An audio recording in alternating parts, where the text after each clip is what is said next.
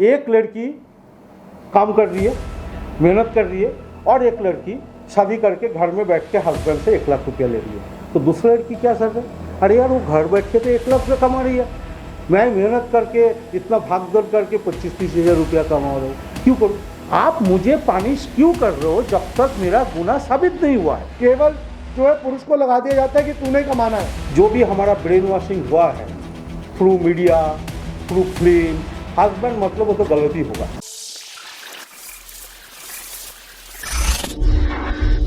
नमस्कार, the Hind warrior news देख रहे हैं आप, जहां उठाते हैं आपकी आवाज सच के साथ, और मैं हूं आपका सहयोगी अमन यादव आपके साथ। तो चलिए आपको बताते हैं, आज गुरुग्राम में प्रेस कॉन्फ्रेंस का आयोजन किया गया। असल में इसका विषय था कि महिला जब पुरुष की शादी हो जाती है, उसके बाद जब तलाक लेने के बाद महिला पुरुष पर मेंटेनेंस भत्ता लागू कर देती है, यानी असल में इसका खामियाजा पुरुष को भुगतना पड़ता है। उसके बाद इसके कुछ बिंदु आपको बताते हैं, जिसमें यदि महिला सरकारी कर्मचारी है यानी पैसा भी कमाती है, बावजूद इसका हर्जाना पुरुष को ही भुगतना पड़ता है। यानी कोर्ट में जब केस जाता है तो उसके बाद इस पर हर्जाना जो लगता है वो पुरुषों पर लगता है। इसके लिए इन संस्थान में जब इसका प्रेस कॉन्फ्रेंस की गई तो इसका उनका साफ कहना था कि कहीं ना कहीं ये पुरुषों के साथ एक ज्यादती होती है, महिलाओं को इसका फायदा मिलता है। जब देश के अंदर महिला आयोग है तो फिर पुरुष आयोग क्यों नहीं है? क्या पुरुषों के साथ कोई समानता का अधिकार नहीं मिलेगा उन्हें? आपको बताते हैं, इसी कड़ी में तमाम मीडिया कर्मियों ने सवाल भी किए। असल में आपको सुनवाते हैं कि क्या कुछ सवाल जवाब रहे। आप करो और हस्बैंड को साजा है, ये अनफेयर है। नंबर 3 जो है, हम चाहते हैं जो मल्टीपल मेंटेनेंस है, आप एक जगह पे एक एप्लीकेशन डाल दिया, दूसरा जगह पे, तीसरे जगह पे, चौथे जगह पे, ये बंद होना चाहिए। ऑलरेडी आप जुडिशरी में बोल रहे हो 4.5 करोड़ केस है, हमारा पास टाइम नहीं है, और मेंटेनेंस का 4 केस एक ही चीज के लिए कर लो। तो जब एक मेंटेनेंस किसी ने डाला है उसमें ही आप स्टिक रहो। ठीक है, आपके पास 4 ऑप्शन दिया है लॉ में, लेकिन कोई भी एक ऑप्शन आप यूज करो। ये नहीं है कि चारों ऑप्शन यूज करो भाई, इधर से इधर से इधर से करके अल्टीमेटली क्या हो रहा है, इसमें जुडिशियरी और सब करो। और मोस्ट इंपॉर्टेंट, जब मॉडर्न मैरिज में आप बोल रहे हो equal partnership is a marriage, husband are not the master of wives, आप वुमेन एम्पावरमेंट, सेल्फ डिपेंडेंट के लिए, आत्मनिर्भर भारत के लिए इतना काम कर रहे हो, तो मैरिज के लिए क्यों नहीं? जो भी लॉज है उसमें स्पाउस है। सपोज हस्बैंड को मेंटेनेंस देने का टाइम कोर्ट का व्यू है, इसमें लेजीनेस बढ़ेगा, तो ये चीज वुमन के लिए भी होना चाहिए। हमारा जो व्यू है, इसके वजह से क्या हो रहा है, ये जो डिसबैलेंस हो चुके हैं, इसके वजह से फैमिली में एक डिसहार्मनी क्रिएट हो रहा है। क्यों? आप सपोज एक क्रिकेट मैच की, फुटबॉल मैच में हो, एक टीम के पास आपने रेड कार्ड दे दिया, येलो कार्ड दे दिया, दूसरे के पास कुछ भी नहीं है, वो जॉब चाहे आपको उठा के बाहर कर दे, तो ये कैसे चलेगा? सेम चीज हो रहा है। आज वाइफ कुछ भी हो, वो अपना घर में बैठे, कोई वेलफेयर हस्बैंड का ना करे, वो अपने बैठ बैठ के पैसा ले सकते हैं। गलती उसका भी हो, उसका भी कोई सजा नहीं है। कुछ केसेस में पाया गया है वाइफ नौकरी करती है लेकिन कोर्ट में झूठ बोला, मेंटेनेंस हुआ, हस्बैंड देते रहे, बाद में जब हस्बैंड प्रूव कर दिया जिन्होंने कोर्ट में झूठ बोला, कोर्ट ने बोला पैसा वापस करो, उन्होंने वापस नहीं कर रहे, और इधर हस्बैंड 2 महीने का पैसा नहीं दे पाते। अभी एक बॉम्बे का केस है, 3,000 रुपये एक बच्चे को, मतलब एक लड़के को मेंटेनेंस किया, वो किडनी का पेशेंट है, उसको जेल कर दिया, जेल में ही मर गया। सबसे बड़ी चीज मैं आप सबको बताना चाहता हूँ, जो चीज नहीं बताते हैं लोग, सबको लगता है हमारा देश में वुमन सबसे ज्यादा परेशानी है, आदमी का कोई परेशानी नहीं है। सुइसाइड ऐसे एक डाटा है, इसको आप मैनिपुलेट नहीं कर सकते हो। नेशनल क्राइम ब्यूरो का जो रिकॉर्ड है, हमारा डाटा नहीं है, 2020 में 1,08,000 आदमी सुइसाइड कर चुके हैं। वुमेन का सुइसाइड है 44,000, हस्बैंड का सुइसाइड है 73,000, वाइफ का सुइसाइड है 28,000। ये चीज कोई नहीं बताता है। अभी आप बोलेंगे नहीं आदमी ज्यादा सुइसाइड करते होंगे, लेकिन 1980s में चले जाइए, उस टाइम का सुइसाइड रेट देखेंगे, husband wife, main women moral same था, थोड़ा सा ज्यादा था। ना तो कोई एडवोकेट ठीक से गाइड करते हैं, ना कोई संस्थान है, कोई ह्यूमन राइट्स है वो कोई करते।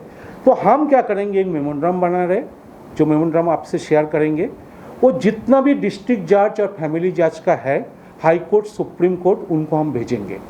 उनका हमारा जो चार्ट डिमांड है, कोई भी मेंटेनेंस इंट्रीम आप एक बार में 6 महीने से ज़्यादा नहीं बात करोगे, 6 महीने में उनको करेगा। नंबर 2, जब कोई आए आपसे पैसा मांगने, आप उसको पूछो कि आप क्यों पैसा मांग रहे हो, आप सेल्फ डिपेंडेंट क्यों नहीं हो, आप कोई बीमार हो, आप कोई आपका एबल्ड बॉडी हो, ऊपर वाले ने आपको भी 2 हाथ दिया है, 2 आँख दिया है, 1 दिमाग दिया है, आपका हस्बैंड को कोई एक्स्ट्रा चीज तो नहीं दिया है, तो आपका हस्बैंड अर्न कर सकता है तो आप क्यों नहीं कर सकते? ये क्वेश्चन उनको पूछना पड़ेगा। उसके बाद 6 महीने के लिए आप उसको टाइम दे दो, जो मेंटेनेंस आपको सही लगता है बनता।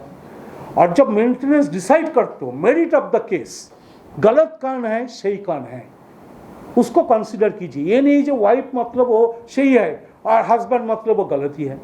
वाइफ डाइवोर्स डाले तो भी वाइफ को मेंटेनेंस, हस्बैंड डाइवोर्स डाले तो भी वाइफ को मेंटेनेंस। क्यों भाई? वाइफ डाइवोर्स डाले तो परेशान है, हस्बैंड डाइवोर्स डाले तो वो मतलब छुटकारा चाहते हैं, ऐसा तो नहीं होना चाहिए ना। लॉ फेयर होना चाहिए, जो आर्टिकल 14 है, आर्टिकल 20 है। हम चाहते हैं इसको सही से इस्तेमाल हो। और जो मोस्ट इम्पॉर्टेंट थिंग है, जो प्रीनिप्चुअल एग्रीमेंट्स वगैरह जो भी है, जो डिसीजन है वो लॉ मेकर का हाथ पे है। लेकिन हमें जुडिशियरी से अपील है, ये जो इनजस्टिस हो रहा है, ये जो एक एक्सटर्शन टूल बन चुके हैं, इसको बंद आप नहीं करेंगे तो सोसाइटी में जो डिसहार्मनी क्रिएट हो रहा है, जो अनफेयर लॉज हो रहा है, इसके वजह से आपको लड़ाई झगड़ा, वायलेंस, क्राइम सब कुछ बढ़ेगा, जो मैं 2005 से सबको बता रहा हूँ। आप लॉ में जब आर्टिकल 14 का हिसाब से मेन वोमन का जगह पे पर्सन करो, हस्बैंड वाइफ का जगह पे स्पाउस करो, और उसके बाद आप लॉ वो सब से इम्प्लीमेंट करो। और जो नेचुरल जस्टिस बोलता है, ये person is innocent till proven guilty. आप मुझे पनिश क्यों कर रहे हो जब तक मेरा गुनाह साबित नहीं हुआ है? आप मेंटेनेंस लगा दिया 6 साल, 7 साल, 8 साल, फाइनल करते ही नहीं हो आप डाइवोर्स, क्यों? ये तो गलत है ना। इंट्रीम का मतलब क्या है? 7 साल 10 साल थोड़ी होता है। जैसे हमारा कंपनी भी होता है, हम भी काम करते हैं। और दूसरी बात, आप तो कोई हस्बैंड का कोई काम कर ही नहीं रहे हो, आप तो फ्री हो। पहले तो आपको बहाना था कि हस्बैंड काम करने नहीं देता है, आप तो हस्बैंड के साथ रह नहीं रहे हो, आप आपका पेरेंट्स के साथ रह रहे हो कि दोस्त के साथ रहे हो। अब तो ये एक्सक्यूज नहीं चलेगा कि मेरा हस्बैंड मुझे काम करने जाने नहीं देता है। When you are free, independent, आपका माई बॉडी माई चॉइस आप स्वीकार करते हो, जो बोलते हो मैरिज इक्वल पार्टनरशिप भी है, तो इसके बारे में लिखेंगे। उसके बाद जितना भी एप्लीकेशन, हम जितना भी हस्बैंड ऐसे पोजीशंस है, मेन पोजीशंस है, उसको हम चाहेंगे हर एप्लीकेशन में एक एप्लीकेशन लगाया जाए ये 6 मंथ का अपील करने के लिए। लोअर कोर्ट ना बने हाई कोर्ट ना बोले सुप्रीम कोर्ट तक जाएंगे, लेकिन लड़ाई हमें चालू रखना पड़ेगा। तो मेंटेनेंस की हम बात करते हैं हमेशा, तो जो हमारा बजट है 2022 का जो बजट था वो 1,71,000 करोड़ था वोमेन ऑर्गेनाइजेशन या वोमेन एम्पावरमेंट के लिए। तो जब हम इतना बजट एलोकेट करते हैं तो और हम उनको आत्मनिर्भर बनाने के लिए सब कुछ स्कीम्स चलाते हैं, वोमेन स्पेसिफिक स्कीम चलाते हैं, तब भी हम इक्वल रिस्पॉन्सिबिलिटी की बात नहीं करते सोसाइटी में, या जजेस वो इक्वल रिस्पॉन्सिबिलिटी वाली बात को कंसिडर नहीं करते। तो हमारा यही है कि जब आप इतना गवर्नमेंट इतना पैसा वोमेन ऑर्गेनाइजेशन या वोमेन एम्पावरमेंट पे खर्च कर रहे हैं, तो वो इक्वल होना चाहिए सब कुछ। अगर हेल्प ही चाहिए तो वो एक पर्टिकुलर टाइम पीरियड पे होना चाहिए कि हम पर्टिकुलर जो हस्बैंड है वो पर्टिकुलर टाइम पीरियड के लिए ही सपोर्ट करें वोमेन को, और उसके बाद वो आत्मनिर्भर बने, क्योंकि बहुत सारे स्कीम्स गवर्नमेंट ने ऑलरेडी चला रखे हैं, that is for government women specific. और जो ये डेटा मेरे सामने खुला हुआ है, वो जो बजट था 2022 का वो था 1,71,000 करोड़ जो बजट एलोकेट होता है। तो इतने बजट के बाद भी आप वोमेन का एम्पावरमेंट नहीं कर पा रहे हैं, तो आपकी कमी है। और उसका भुगतान किसको करना पड़ रहा है? हस्बैंड को करना पड़ रहा है अल्टीमेटली। और उनको लाइफ टाइम आप एक पॉइंट होता है कि गवर्नमेंट बोलती है कि आपने जैसे गवर्नमेंट एम्प्लॉइज है, अब वो गवर्नमेंट बोलती है कि हम आपको पेंशन नहीं देंगे, उन्होंने बंद कर दी पेंशन, बोलते हैं हम क्यों आपकी ज़िंदगी बढ़ाना चाहिए। जब आप गवर्नमेंट 40 साल जो एक एम्प्लॉय आपके लिए काम कर रहा है और आप उसको पेंशन नहीं दे रहे हो 40 साल काम करने के बावजूद, तो आप 6 महीने की शादी के बेस पे आप जिंदगी भर का मेंटेनेंस आप हस्बैंड को देने के लिए बाध्य कर देते हो। छोटे छोटे सिलाई बुनाई के काम है जिससे इनको एम्पावरमेंट भी करा जा सकता है।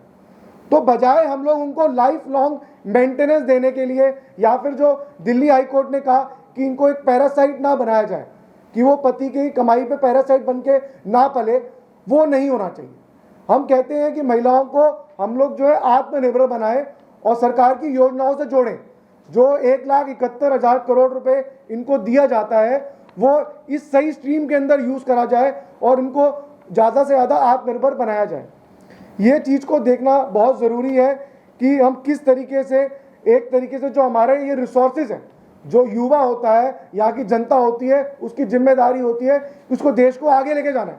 अगर हमारे यहाँ का पढ़ा लिखी महिला जो डॉक्टर है, इंजीनियर है, जैसी कोई केसेस चालू होते हैं वो अपनी नौकरी छोड़ देती है, तो वो तो अल्टीमेटली देश का नुकसान है। अगर वही एक IIT की सीट है या फिर कोई कॉलेज की सीट है, वो किसी दूसरे व्यक्ति को या महिला को, दूसरे पुरुष को जो नीडी है उसको वो सीट मिल जाती तो वो शायद अपने घर का पालन पोषण करती या अपने आगे जनरेशन को आगे बढ़ाने में हेल्प करती, देश की प्रगति में हेल्प करती। मगर यहाँ क्या हो रहा है, वो पढ़े लिखे लोग घर बैठ जाते हैं और एक पैरासाइट बन के रह जाते हैं। तो एक तरीके से वो देश का सबसे बड़ा GDP में कहीं से भी साथ नहीं दे पा रहे। तो एक वो बहुत बड़ा नुकसान देश भी झेल रहा है और हमारी अर्थव्यवस्था भी इसको बहुत नुकसान फेस कर रही है। यही चीज़ हम विदेशों में जाते हैं तो हर जगह महिलाएं जो होती हैं बराबर कंधे से कंधा मिला के साथ देती हैं। आप देखेंगे विदेशों में दोनों कपल जो होते हैं बराबर नौकरी करते हैं, पैसा कमाते हैं और अपने पूरे परिवार को आगे लेके जाते हैं। वहीं हमारे देश के अंदर क्या होता है, लॉ मेकर में हमें volunteers each and every member के साथ मिले ऐसे पिटीशन हमने बहुत हर टाइम देते रहेंगे और देते रहते हैं। कानून मंत्री से भी हमें विचार हुआ है। समानता का अधिकार आप समझते, समानता का अधिकार क्या किसी कॉन्स्टिट्यूशन में ऐसा लिखा है कि उसको अलग अधिकार हमें अलग है, समानता का अधिकार सभी को, फिर ये ऐसा क्यों हो रहा है? ऐसे इसलिए हो रहा है सर, जो हमें जो स्टडी या जानकारी है, हमारा देश में एक हस्बैंड को, और पुरुष तो है ही, मैं हस्बैंड को बता रहा हूँ स्पेशल, हस्बैंड एक हेटेड कम्युनिटी बना दिया गया है। बोलो हस्बैंड मतलब वो गलती करेगा, in the form of father उसको थोड़ा रिस्पेक्ट मिल जाता है, in the form of son daughter मिल जाता है, चाचा ताऊ में। लेकिन हस्बैंड जैसे वर्ड आ गया, जो भी हमारा ब्रेन वॉशिंग हुआ है through media, through films, husband मतलब वो तो गलती होगा।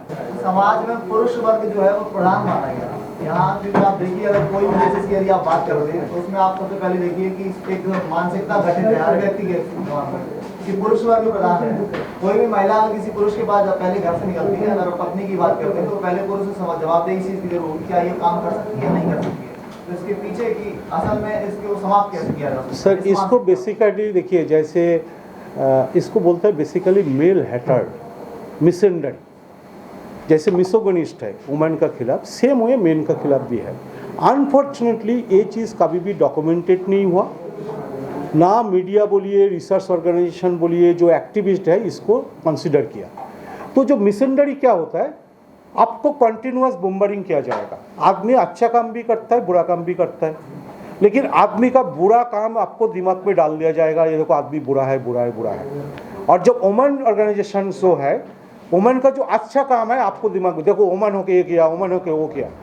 तो ये जो सिस्टमेटिक जो है, आज सोशल मीडिया है, मैं 2005 में देखो सर मैं बात भी नहीं कर सकता था कि आदमी के साथ परेशानी हो रहा था। आज आप सोशल मीडिया में देखिए, जब एक लड़की थप्पड़ मार रही है लड़के को, दे देना था, नहीं आज का बात नहीं है, मैं 2005-6 में भी देखा हूँ। उस टाइम भी हम लोग आवाज़ उठाने का कोशिश करते थे, कोई सपोर्ट नहीं मिलता था सर। लेकिन आज सोशल मीडिया और आप लोगों का दवा से आप देखिए ऐसे लड़कियों का खिलाफ भी आवाज़ उठ रहा है। हम कभी भी ये नहीं बोल रहे जो खाली आदमी सब अच्छा है कि और वुमन खराब है। देखो ऐसे नहीं होता है, जो जितना भी गंदे लोग क्रिमिनल है वो एक हस्बैंड फैमिली में जन्म लेता है, और जितना सब राजा हरिश्चंद्र फैमिली में वुमन जन्म लेता है। तो ये देखा आपने, मीडिया से बातचीत करने के दौरान कुछ जवाब सामने निकल कर आए, जिसमें आपको बताते हैं कि जो पता चला था कि असल में कितने आंकड़े हैं जो देश भर के अंदर पुरुष और महिला के मुकाबले की यदि बात की जाए तो पुरुषों का सुसाइड केस कितनी तेज रफ्तार से बढ़ रहा है।